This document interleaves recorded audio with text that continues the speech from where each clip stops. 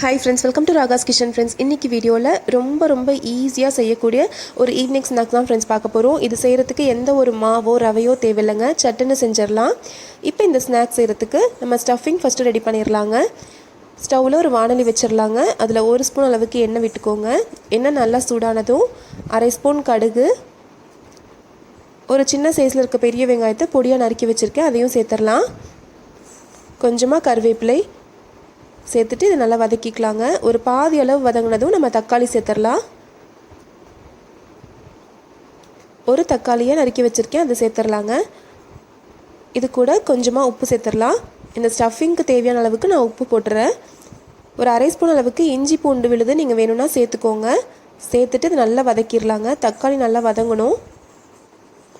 பாருங்கள், இப்போ நல்லா வதங்கிருச்சு தக்காளி.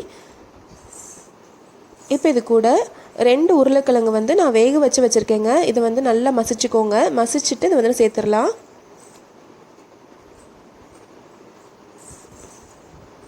நம்ம உள்ளார வைக்கிற ஸ்டஃபிங்ன்றனால இது கொஞ்சம் திக்காக இருக்கணும். தண்ணி எதுவும் ஊற்றிட வேண்டாங்க. தேவைப்பட்டால் லைட்டாக தண்ணி தெளிச்சுக்கோங்க.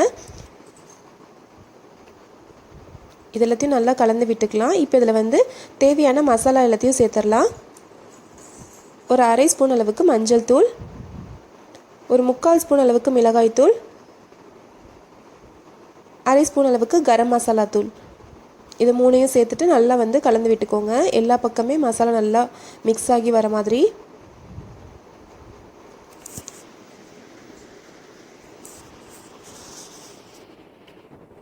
இப்போ எல்லாமே ஒன்றா நல்லா கலந்து வருதுங்க. நான் தண்ணி எதுவும் தெளிக்கலை. பாருங்கள், இப்போ நம்மளுடைய ஸ்டஃபிங் ரெடி ஆயிடுச்சு.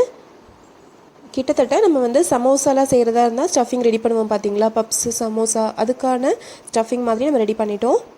இப்போ இது ஒரு பவுலில் மாற்றி வச்சிடலாம்.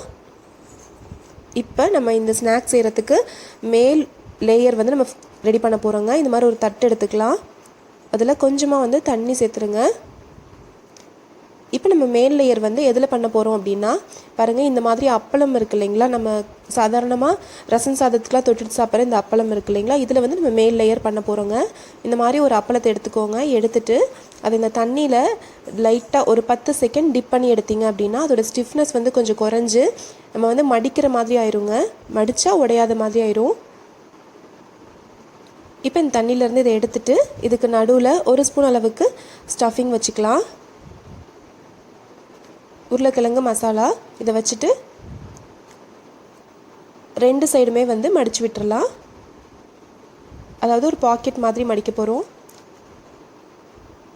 மடித்து விட்டுட்டு இப்போ மேலேயும் மடிச்சிடலாங்க.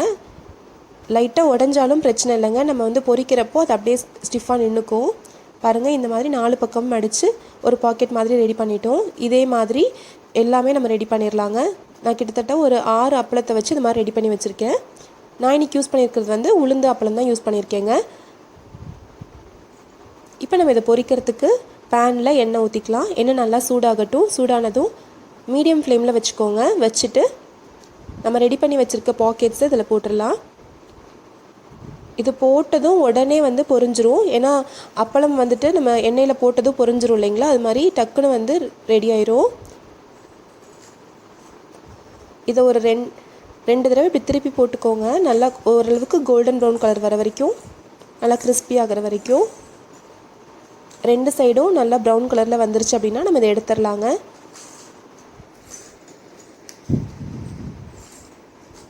நீங்கள் எண்ணெயில் போடுறப்போ அப்பளம் தண்ணியாக இருக்கக்கூடாது, அதை மட்டும் பார்த்துக்கோங்க.